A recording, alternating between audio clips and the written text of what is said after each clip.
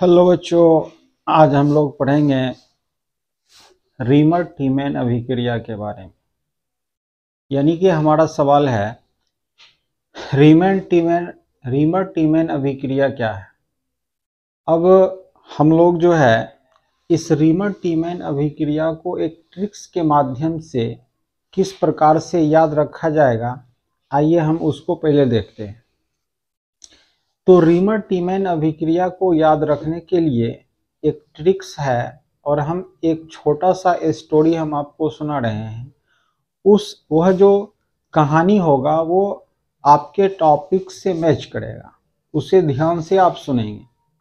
जैसे हमने ये कहा कि एक चाय वाला था और एक दिन ऐसा हुआ कि उसकी साली गायब हो गई। तो फिर वो चाय वाले ने अपनी साली को जब कहीं से ढूंढ के लाया तो उससे फिर कहता क्या है वो आप सुनेंगे। वो अपने साली से ये कहा कि फिर कल गायब ना होना साली, फिर कल गायब ना होना साली। यानी कि ये जो डायलॉग है इसको इस प्रकार से आप याद रखेंगे कि फिर का मतलब फिनॉल, फिर से आप याद रखेंगे फिनॉल। कल से याद रखेंगे क्लोरोफॉर्म। ना ना ना का मतलब Na। हो HO हो मतलब OH, NaOH, इससे आप याद रखेंगे NaOH। और यहाँ पर 3 बार हमने बोला है, इसका मतलब है कि इसके 3 अणु आपको लेना है NaOH। और अंत में क्या है साली, साली से आप याद रखेंगे सैलिसल्डिहाइड। तो ये डायलॉग से आप याद रखेंगे कि चाय वाले ने अपने साली से ये कहा कि फिर कल गायब ना होना साली। फिर से याद रखेंगे फिनॉल। कल से आप याद रखेंगे क्लोरोफॉर्म। ना होना यानी ना Na हो HOOH यानी NaOH, सैलिसल्डिहाइड।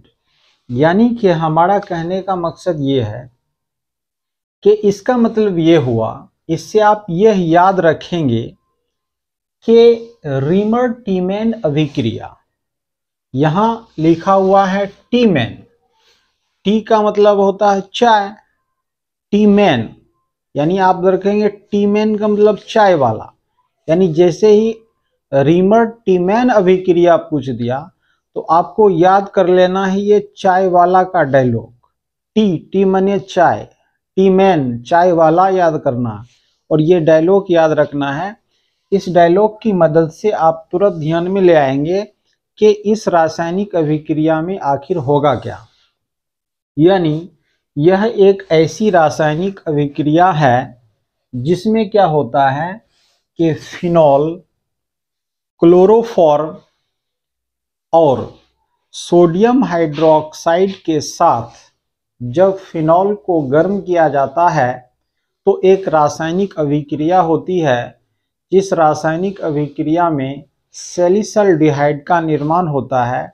अतः इस प्रकार की जो रासायनिक अभिक्रिया होती है उसे ही रीमर टीमैन अभिक्रिया कहा जाता है। तो इस प्रकार से अगर इस डायलॉग से हमारा अभिकारक और प्रतिफल मिल जाता है तो हम इसको लैंग्वेज में आसानी से लिख सकते हैं। तो यहाँ आपने देखा कि रीमर टीमैन अभिक्रिया, टीमैन टी मतलब चाय, मैन चाय वाला। यानी यहाँ पर हमने जो कहा कि एक चाय वाले ने अपने साली से ये कहा कि फिर कल गायब ना होना साली। यानी कि हमारा यहाँ पर डायलॉग लिखा हुआ है। इससे फिर से फिनॉल, कल से क्लोरोफॉर्म, होना NaOH सैलिसल्डिहाइड, यानी मुख्य प्रतिफल के रूप में जो हमको प्राप्त होता है। इस डायलॉग के सहारे हम इसको याद कर सकते हैं। आइए हम उसका एक रिएक्शन लेते हैं कि फिनॉल का स्ट्रक्चर हमने लिखा है plus CH chloroform NaOH sodium hydroxide के 3 अणु लिया है, और इस प्रकार से यहाँ से जो रिएक्शन होता है ये क्लोरीन सोडियम के साथ पार्टनरशिप करेगा, जिससे NaCl के 3 अणु का निर्माण होता है।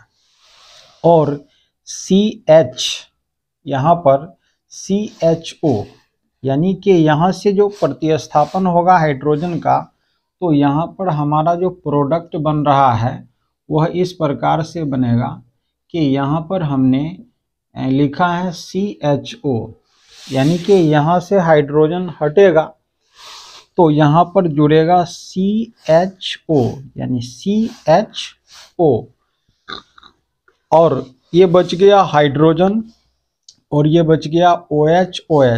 2 OH है और 2 हाइड्रोजन बचा, यानी OH और H मिलेगा तो H2O, और 2 संख्या में है इसलिए 2H2O बनेगा, और यहाँ पर NaCl के 3 अणु बनेंगे, यानी इसके साथ में।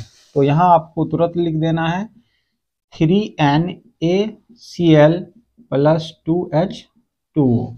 ये हमारा हो गया सैलिसल्डिहाइड। तो इस प्रकार से आपने देखा कि एक ट्रिक्स के माध्यम से रीमर-टीमैन अभिक्रिया को किस प्रकार से याद रखा जा सकता है।